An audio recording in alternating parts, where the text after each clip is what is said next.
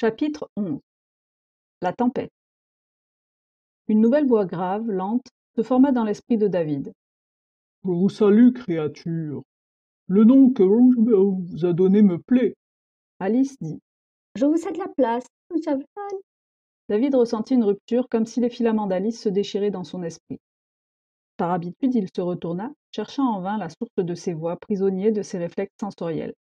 Il s'efforçait d'adapter sa perception à cette réalité nouvelle où les critères familiers semblaient inappropriés. Mais cette voix n'émanait d'aucun endroit précis. Elle prenait naissance au cœur même de son esprit. L'être à la voix grave sembla saisir la difficulté de David. Vos sens façonnés pour un monde matériel cherchent à me situer. Mais je n'ai nulle intention de vous déstabiliser.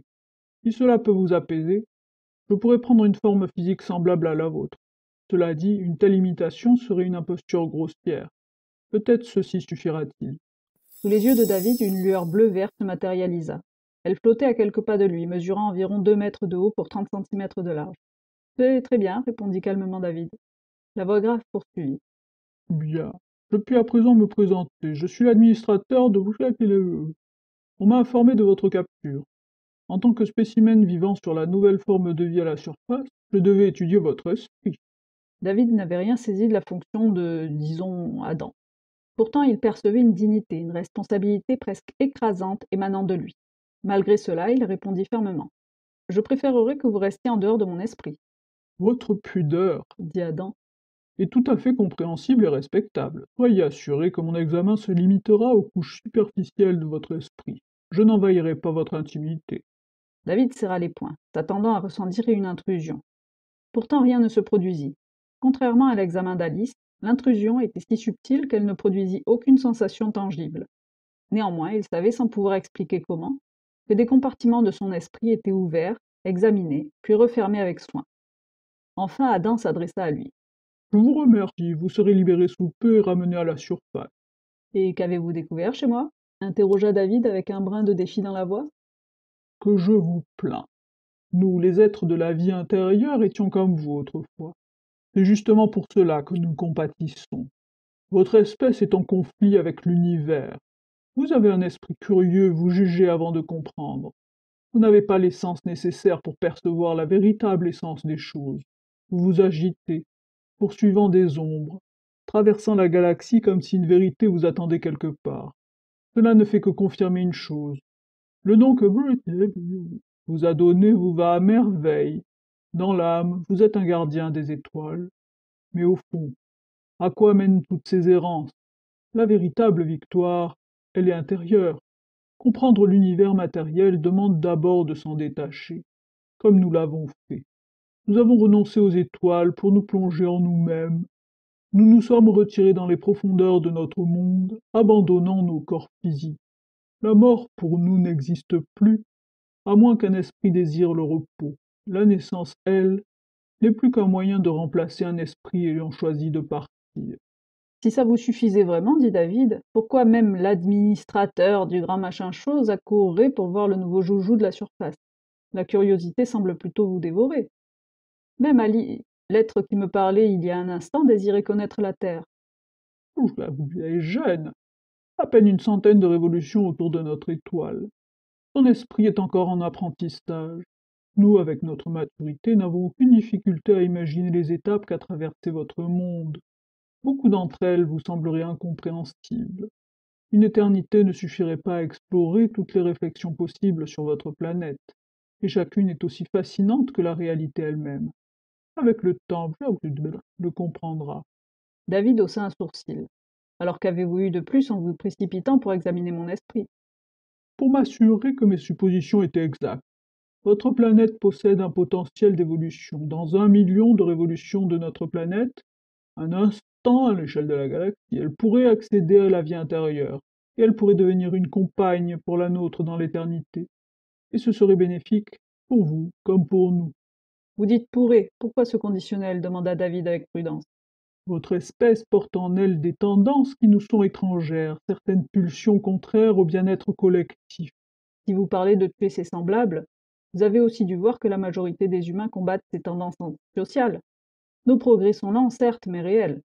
Je le vois. Je vois aussi autre chose.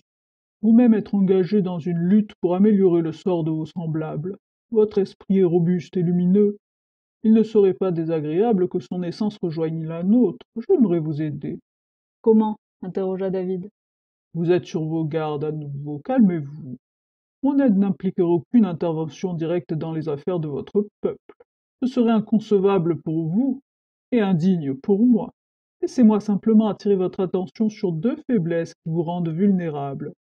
Premièrement, votre nature biologique est instable. Vous êtes une créature éphémère vouée à la décomposition en quelques révolutions planétaires, ou à périr face aux innombrables dangers qui vous entourent. Deuxièmement, l'anonymat est une protection essentielle à vos yeux. Et pourtant, votre véritable identité a récemment été révélée, malgré toutes vos précautions. Ai-je raison? Vous avez raison, admit David. Et que peut-on y faire? Regardez dans votre main. David découvrit un objet d'une structure souple et légère, si délicat qu'il avait presque glissé entre ses doigts. Il ne parvenait pas à en identifier la matière. Adam répondit calmement à sa question implicite. Ne cherchez pas à connaître sa composition. Cet objet n'appartient pas au monde matériel tel que vous le concevez. C'est du cloque, c'est beau. Placez-le sur vos yeux. Hésitant, David obéit. L'objet sembla s'animer, se dépliant de lui-même pour épouser la forme de son front, ses yeux, son nez, avec un contact doux et étonnamment chaud. C'était quoi, ça? Demanda-t-il intrigué. Il n'eut pas le temps de finir sa question qu'un miroir étrange se matérialisa devant lui, silencieusement et aussi rapidement qu'un éclat de pensée. David y aperçut son reflet, mais celui-ci était flou. Son biosuite et ses bottes paraissaient flotter dans une brume mouvante. Cette brume se dissipait et renaissait constamment, comme un voile insaisissable. Plus étrange encore, son visage, de son nez jusqu'au sommet de son crâne, était masqué par une lueur diffuse, que le regard ne pouvait pénétrer. Le miroir, comme s'il avait été qu'un fragment temporaire d'énergie, se désagrégea lentement et retourna à son état originel. « Est-ce ainsi qu'on me voit » demanda David, troublé. Oui, dans ce que vous avez appelé la lumière visible. Pourtant ma vision reste parfaitement claire. Les rayons de lumière traversent donc cette barrière, pourquoi ne sont-ils pas réfléchis et ne révèlent-ils pas mon vrai visage? Ils le font, mais en le transformant, et ne révèlent que ce que vous avez vu dans le miroir. Pour expliquer ces mécanismes en détail, je devrais introduire des concepts qui dépassent votre compréhension actuelle. David fronça les sourcils et passa lentement ses mains dans la brume autour de lui. Il ne sentit rien. Adam reprit, répondant à nouveau à la question non formulée. Vous ne sentez rien en effet, ce que vous percevez comme de la fumée est un écran imperméable aux radiations d'ondes courtes et aux objets matériels au-delà de la taille moléculaire. Vous voulez dire que c'est un bouclier, un champ de force personnel? C'est une description approximative, mais acceptable. Grande galaxie, s'exclama David. C'est impossible. Aucun appareil ne peut produire un champ de force aussi précis, et encore moins tenir dans le creux d'une main. C'est vrai dans les limites de votre science actuelle. Ce masque n'est pas qu'une source de puissance. C'est un accumulateur d'énergie capable de se charger lors d'une brève exposition au soleil. L'énergie accumulée peut ensuite être libérée par un simple effort de volonté. Cependant, comme votre esprit n'est pas en mesure de contrôler cette puissance, l'appareil a été ajusté à votre niveau d'intelligence. Il opérera de manière autonome lorsque cela sera nécessaire. Maintenant, retirez le masque. David porta la main à son visage et comme répondant à ses désirs, le masque se détacha. Redevenue une bande légère et soyeuse, elle reposait maintenant dans sa main. La voix d'Adam résonna pour une dernière fois, empreinte d'une nuance d'urgence. Le moment est venu pour vous de partir, gardien des étoiles. Doucement, comme une plume emportée par le vent, David sombra dans l'inconscience. Il ne ressentit aucune rupture, aucune transition. Lorsqu'il reprit ses esprits, la question habituelle « Où suis-je » ne lui vient même pas. Il savait, avec une certitude implacable. Il savait qu'il était de retour à la surface de Mars, son respirateur en place, le cratère béant derrière lui. À sa gauche, l'overboard, dissimulé parmi les roches. Il savait également comment il était remonté à la surface. Ce n'était pas un souvenir, mais une connaissance délibérément inscrite en lui, une preuve tangible de la maîtrise impressionnante des Martiens sur l'interconversion de la matière et de l'énergie. Ils avaient transformé la roche en un passage éphémère, dissous la matière pour lui ouvrir un tunnel, puis solidifié à nouveau la structure après son passage. Ils l'avaient hissé contre la faible gravité martienne, presque à la vitesse d'une fusée, jusqu'à ce qu'il atteigne la surface. Il trouva même le souvenir d'Alice lui disant « N'aie aucune crainte, gardien des étoiles », le souvenir d'un instant qui ne s'était pas produit, en tout cas pas dans cette réalité. David s'éloigna de la fissure et du souvenir bien réel des douillettes conditions terrestres de la caverne. La rudesse de la surface martienne le frappa immédiatement. Le froid semblait encore plus mordant, et la poussière lui tournait autour avec une intensité qu'il n'avait jamais vue depuis son arrivée sur la planète rouge. Le soleil se levait. Il était au même endroit que quand il avait entamé sa descente interminable. Pourtant quelque chose avait changé. Le ciel matinal paraissait plus bleu et le soleil plus jaune, non pas tant, disons vert. Il fronça les sourcils, troublé, avant de hausser les épaules. Peut-être s'habituait-il simplement au paysage martien. Il devenait familier, presque confortable, et son esprit, par réflexe, y appliquait des images rassurantes de son expérience terrestre. Quoi qu'il en soit, il était certain qu'il ne s'était pas couché plus de 2 fois depuis le début de son expédition. Il voulut vérifier sur son hyperlink et se rendit compte que celui-ci ne répondrait plus sans un reboot système. Il fit comme tout bon homo sapiens qui se respecte depuis la domestication de l'électricité. Il jura, donna un coup de pied dans le premier caillou venu et le regretta. « La sœur de ta grand-mère ! Aouh !» Mais il n'avait pas de temps à perdre. Il fallait rejoindre la civilisation au plus vite. Il rejoignit l'overboard en boitant.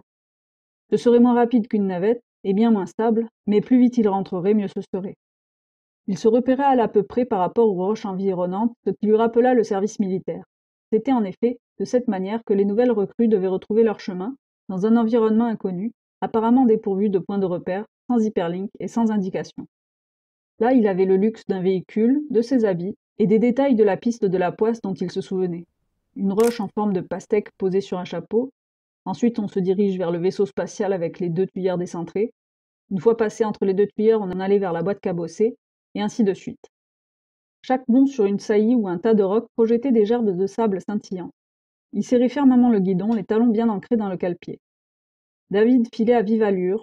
Sous la faible gravité martienne, le risque d'une chute ne le blesserait pas, mais il risquait d'entailler son biosuite sur les roches acérées, laissant la peau au froid, au bouillonnement et au sable. C'est une autre réflexion qui le tracassait. Un goût amer et désagréable envahissait sa bouche, et une démangeaison furieuse s'étendait dans tout son corps. Il passa sa langue sur ses lèvres et sentit un goût de rouille. Il contempla avec dégoût le panache de poussière qui s'élevait derrière lui. Comment le sable soulevé par son engin pouvait l'envelopper l'air autour de lui au point de s'insinuer à travers son masque. Autour de lui. Grande galaxie. Un frisson glacé lui parcourut l'échine. La réponse était terrifiante. Il ralentit encore, se dirigea vers une crête rocheuse et s'arrêta. Là, il attendit que la poussière retombe. Elle ne retomba pas. Il se remémora avec effroi le ciel matinal plus bleu et son soleil plus vert. Ce n'étaient pas des illusions. Si les très fines particules de poussière donnent des teintes bleues au crépuscule, les grains plus gros laissent passer le bleu mais aussi le vert. Les lèvres de David s'asséchaient et son corps le démangeait de plus en plus. Plus aucun doute. Il remonta sur l'overboard avec détermination et se lança à toute vitesse à travers les roches, le gravier et le sable. Le sable. Les tempêtes de sable martiennes étaient légendaires. Rien sur Terre ne pouvait rivaliser avec leur amplitude. Elles transformaient l'atmosphère en un océan opaque, impitoyable, où la survie était impossible sans un abri hermétique. On pouvait mourir à quelques mètres d'un dôme, incapable de parcourir les derniers pas qui les séparaient de la sécurité. Et sans un tout-terrain, on ne pouvait porter secours à un signal de détresse. Il se retourna encore une fois pour évaluer le danger, leva la tête, plus haut, plus haut, plus haut, et ne put détourner les yeux du tsunami de roches qui était en train de former la plus grande vague scélérate sortie des pires cauchemars. Le petit overboard lancé à pleine vitesse allait se faire avaler comme un grain de pollen croisant le sillage d'un paquebot. David le savait, sans la protection d'un tout-terrain et à plusieurs kilomètres de l'abri le plus proche, il n'avait plus que quelques minutes à vivre. Sans ralentir, il regarda droit devant lui et ne fit plus qu'un avec son bolide. Déjà le sable s'infiltrait dans son casque, irritant sa peau, s'insinuant dans ses yeux, ses narines et sa bouche. Un brouillard de fine poussière monta du sol, lui donna l'impression de plonger vers le centre de la planète et l'obscurité.